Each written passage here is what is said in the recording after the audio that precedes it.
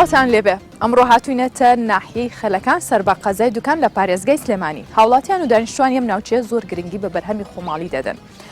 ئاژەڵەکانیان بەرهەمی سپیایی لێگرن و لەسەر شەقامەکان لە دوکانەکانی خۆیان نەیفرۆشنەوە. ئەو جگە لەوەی کە گوندەکانی دەور و پشتیشیان چەندین بەرهەمی خۆماڵیان بۆ هێن و لێرە ساغیەکەنەوە. لەگەڵ مابن ئەچینەوە دوکانانە بزانین چ بەرهەمێکیان هەیە و لە مانگی پیرۆزی ڕەمەزانیشدا چ بەرهەمێک خواستی زیاتری لەسرە. جاساشمە دوکانێک لێرە خانمێک فرۆشیارە. ئەم خانمە زۆر گرنگی بە بەرهەمی خۆماڵیەیە و زۆر بەشیان خۆی دروستیانەکە. با بچمە دوکانەکەی بزانم چی و چی هەیە لەگەڵ مابن. سلام علیک، چۆنی ڕێزان خان؟ باشی؟ زۆر سپاس. تۆ چۆنی؟ خوا بازاڕە بە. زۆر سپاس. هەر لێەوە هاتم باسی وایان کروتیان ڕێزان خان لێرە دوکانی هەیە و هەموو شتەکانیشی خۆماڵیە. اینجا لەکوێوە دەست پێ بکەین؟ برنجی خۆماڵی کوردی هەیە؟ زۆر سپاس. برنجی خۆماڵیت هەیە؟ ئەی ڕەقیبی لەبەرە؟ لەبەریەتی باکو بەس وەسیحی. تەواو.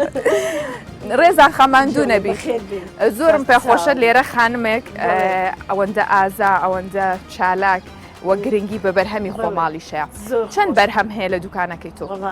هەموو شتێکمان هەیە الحەمدوللا. چی و چی؟ وەکو چی و چی؟ وەکو برنجت دەوێ، ڕۆنی کوردی دەوێ، ڕاشی خۆماڵی دەوێ، زەیتی زەیتونی ئەسڵی دەوێ، سرکەی خۆماڵی دەوێ، هەنجونی ئەسڵی دەڵێ.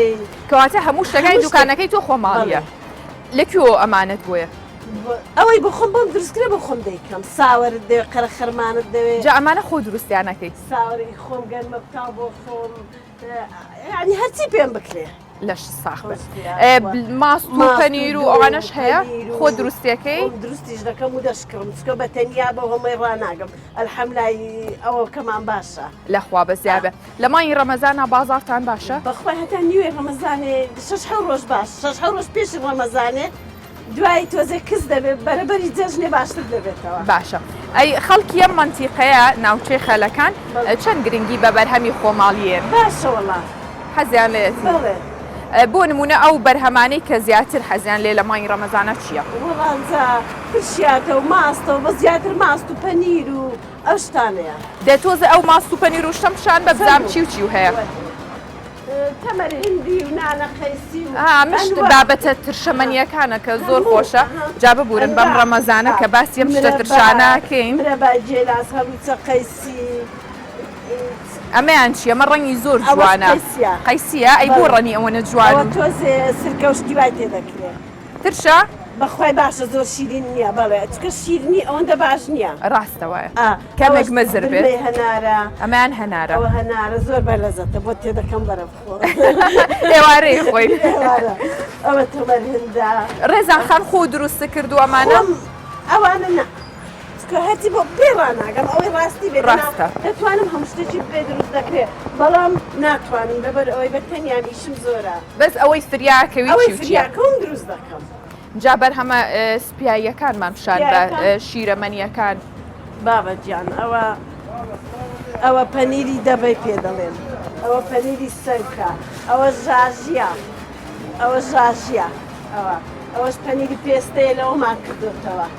پەنیری پێستەکەوەندە خۆش نێ دەستی پێنی. ڕاستە. ئەوەش پەنیری گامێشی پێ دەڵێن. ئەمەش خۆ کردوتە؟ ئەوە شیرەکەم بۆ بێت دروست دەکەم ئەگە بۆشم نێ ئەو زۆر باشە. لەکوێوە شیرە بۆیێت؟ لە ناو دیرەکەم لیان نەکڕیتەوە.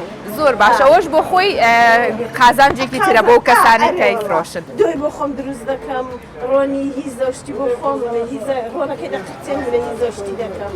لەش ساخ بێ. لە کاشمێر چەنەوە دەستەکەی بەم ئیشانە و دوکانەکەیتەوە؟ پێشتر چۆن لەش ساخ بێ. ماندوو نەبی. لەش ساخ بێ. کی هاوکاری تەکا لە دوکانەکە؟ هاوکاریم دەکا و ئەو کوڕە جوانە هاوکاریم دەکا. زۆر سپاس. باشی مامەگیان ئێوە چۆنن؟ زۆر سپاس دەکەم. چاو خۆش بێت. سرکە هەناری بۆ خۆم دەکەم. هەنجونی جوانمان هەیە. باسی هەنگوینە پێم بڵە چەند جۆر هەنگوینتان هەیە؟ وەڵاهی جا 3 جۆرمان هەیە. چی و چی؟ ئەوەمان هەیە هیچ شەکلی نەخواردووە. ئەمە شەکلی نەخواردووە. ئەوە شەکلی نەخواردووە دەرەجەیەکە بە شەر. کڕیار خۆی داوایەکە کە بۆ نمونە شەکری خوارد. خۆم پێی دەڵم ئەوە شەکلی نەخواردووە ئەو خواردوێتی. جا ئەوە ڕەغبەتی خۆیەتی. هەشمانە بەس شیلەکەی یعنی بەبێ شانە زۆر باشە دەستەکانم خۆش بێ. جا ئێستا من مەحتەلم نەکردووی لە بەرەوەی ناچێشەم نییە هیچ مشکلم نییە کاکە بەخێرن سەرچاوی من بەخێر بێن سەرچاوم بەخێر بێن. ئەم پەنیرەی کێ؟ ئەو بەیانیە ئەم بەیانیە بۆت هاتووە؟ لەکوێوە بۆیان هێنایت؟ ناوگوند؟ ناوگوندی کردوم بە زۆر نازدارە. پەنیرەکەی نازدارە زۆر نازدارە هەر حەزەکەی بیخۆیت هەموو شتێک. جا لێرەوە کە هاتم وتیانەگەر هەر چۆنێک بڕۆینە چینە لای ڕێزان خان شتەکەین لە بەرەوەی شتەکانی ئەسڵە چەند گرنگی بەو خواردنانی کە لەو شوێنە لێ ئەکڕی خۆت سەیریەکەی ئەچی بۆ ئەو شوێنە. دەستم و پیاوەکەشم باشە بۆ شتانەوە زبەسە دەستی جوان و پاک نەبێت دەڵە مشکلم قازانجیە مشکلم ئەوەی مشتریەکە لێ باسی بێت. ئەوە زۆر باش مادی ئەوەندە خۆش نییە بەس ئەگەر شتەکەت بدەوە ماڵی استفادە لێ نەکرا شتە بەچ ڕاستە. ئێستا زەیتی زەیتونمانەیە بۆ خۆی دەستە معاملەکەی دەڵێ گشتی تێ ناکەم لەبەر ئەوەی بە خراپ نەبێت ناحا. وایە ڕێزان خان ئێستا ئەبینین لە زۆربەی دوکانەکان ماست و پەنیر و شتی دەریشەوە هەیە لە وڵاتانی دەرەوەیە ئەمە کاریگەری نەبووە لەسەر ئیشەکەی ئێوە؟ بەخوای نا شکەشتی خراپ نافرۆشین ماست و شتیمە هەمووی ناوخۆیە. ئەوەش باوەڕ بە خۆبوونێکی تەواوە. ئێستا ئەو ڕۆنەکەرەوە ئێوارە مەشکەم شاندوە بۆ خۆم ئەها چەند جوانە ئەمە خۆت ئەوە ئامادە و کردووە ماستە هەمووی یعنی شتی بە پیس و شتیدا نانێم حەزم لێ نییە هەموو ڕۆژە بیری پێ دەکەم و دەیشۆم خاوێن. ئەی کڕیاری بەردەوامی خۆتی هەیە؟ هەمە لە بەغدایەوە مەعمیل بە کڕیارم هەیە لە بەغداوە شتەنێری بۆیان دەنێرم بۆ دێن دەبەن.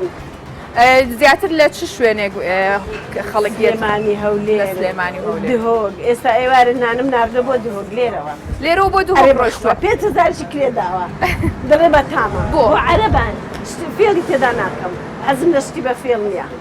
خات و ڕێزان بێجگە لە بەرهەمی شیرەمەنی ئەم شیرینیانشتان هەیە ئەمە لە کوێوە بۆتانێت؟ وڵا ئەوە لە لای هیرانێ بۆماندێ ئەوان خۆماڵین ئەوانیش خۆماڵیە خۆت سەیرە کردووە بۆ تامە کردووە بزانی چۆنە سەیرم کردە بزانم خۆشان نەخۆشە. جا ئەمەیان لە چی دروست کراوە؟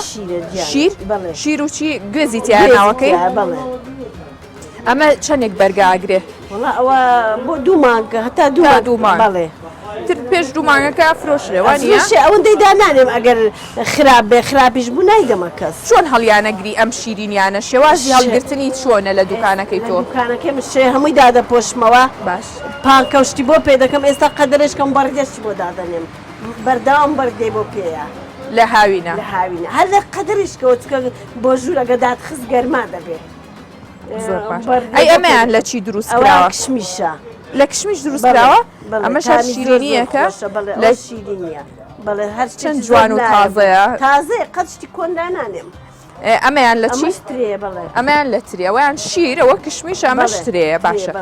ئەمە ئێستا کە ئاوا دایانەنیت وشک نابێتەوە نایلۆن وشتی ناویان ئەو ئاردەی پێدا دەدەم ئەها ئەو پەڕەتەکە بە سەدا دەدەم ئەگەر بزانم ئەوەیە.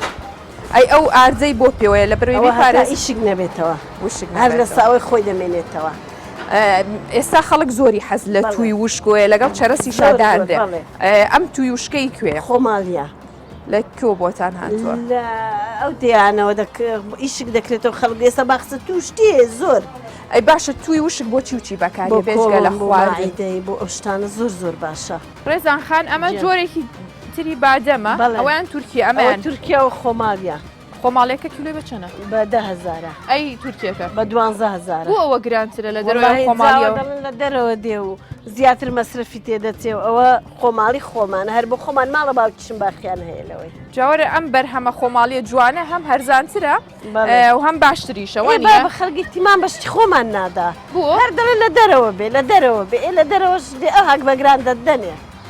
ئەی ئەم جۆرە گیانم بینی ئەوە چی ژیانە ئەوە جاترێ قەندیلی پێ دەڵێن ئەوەش ئی خۆمانە ئی دەشتێ ئەوان ئەوە بۆنی چەند خۆشە بۆ چێژ جابەزی نوشتی خەڵک زۆر دەیبا دەیکولێنێ دەیخوا بۆچی کەش باشە بۆ خواردنێ ڕێک ئێشە باش نییە قڕکێشە بۆ زەخت وشتی زۆر خەڵک دەیبا دەیکولێنێ.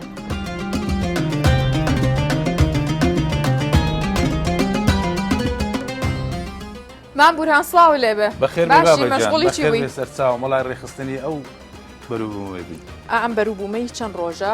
تازەیان چەند ڕۆژە بۆ ئەوانە زۆربەی تازەنە شەوانە من دەگەڕێم لەو دێهات و لەو ماڵانەی ئێروکانە خریان دەکەینەوە دەیان دەنین شەوەیە تاسبنی کارەبا هەیە باشتر تونتر و ئەوتر دەبن دەبێت شەوانە خڕیانکەینەوە. ئەی دەستان خۆش ڕێزان خان باسی کردوتی هەنێک جار خۆشم لەگەڵ یا ڕۆم لە بروی خۆمان بەرهەمەکان ببینین کە زۆر ساغ و خۆماڵیە.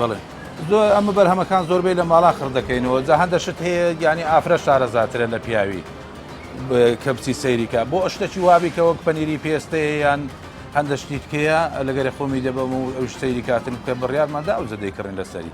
کەواتە من پێتەڵم کە پیاوێکی بەبەختی ماشەڵڵا لە بەرەوەی خات و ڕێزان هاوسەری تەبعان بەرێ لە پشت پیاوەکی بەتواناژ نەچی بەتوانە هەیە ڕاستە ئەگەر ئەو نەوێ منیش ڕەنگە کارەکەم بە ئاسانی بۆ بەڕێوە نەچیتر لەشتان ساخ بێت جا بەرهەمەکانی دیکەم پیشان بە پێم خۆشە بەیەکەوە بەرهەمان زۆرە هەرچی کوردەواری هەیە هەمانە بەس تۆ وەرە سەیریە و هەنجوینە جوانێکە سەیرێکی هەنگوینەکە بکەم بزانم ئەمە هەنگوینی کوێ ئەوەنە ڕەنگی جوان و بەرامی هەیە ینی بەس گوڵە ئەوە خەڵک بۆ نەخۆشی دەی بە چەند خۆشە چونکە تازەیە ئەمە لە شاخ بەرهەمدی ینی ئەوە نییە برێ بە خێوکرابی خواردنی بدەنێ هەتا برێ شتێکی سەیرە هەرچی دەی با دێتەوە لامان بەڕاستی ئەڵێنە هەنگوینی ساغەوەیە نەپچڕێەوە هەر نەپچرا لەو کاتۆ نەپچراوە گەڕۆی ئێمە ئەو شتانە ناکەینە قیاس ئێمە تام و بۆ و ڕنگ دەکەینە قیاس ڕاستە یعنی ئەوی هەنجوی خۆربی چاویشی بۆ قوچێنی تام کات ئەزانی ئەزانێ و هەنگینە ئەسڵێتەوە هەر لە تەنیشتەوەی مادانەوە بۆی خەڵک شارەزابی ئەو شەکر خۆرە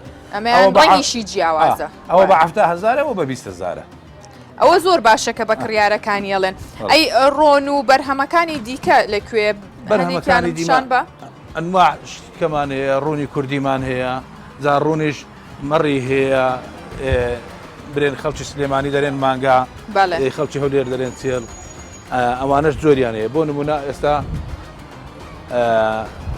بۆ نمونە ئەم ڕوونە زەردە جوانە ئەوە لە ڕوونەکەرەی خۆماڵی دروست دەکرێت کاتێک کە دۆی دروست دەکەین زۆرێک ڕوون لە ڕوونەکەرە دروست دەبێت ئەم ڕوونەکەرەیە دەتوێنرێت شیرەکەی چیایی مانگای مەڕی بزنە ئی مانگا و تێڵیە ینی ئەوەیە لە ئێمە کە ڕوونەکەرەکەمان گرت هەندێکی ئەو هادەفرۆشین هەندێک زیاد دەکاتن دەیکوڵێنینەوە ئاوەکەی لێ فرێدەن دەبێتە ڕوونی زەنگ ئەم ڕوونە زۆر بە ئیسیفادەیە وەختی خۆی خەڵک لەس ئەوەی ژیاوە نە چەوری هەبووە نە زەختی هەبووە نە دەمارگیران کە زانیوێتی وێن ئەم ڕوونە بەهاشی گرانە ینی ئەوە ئێستا بە چەنەوە کیلۆ بە 15,000ەوە یەک کیلۆ بە 15,000 بە شتێکی ئەسلی ئەوەش وەکو هەنجوینەکەی بۆ نوبەرامەکی زۆر خۆشیەیە دەستان خۆش بێ و نمونەتان زۆر بێ زۆر سپاس سەلامەت بێ.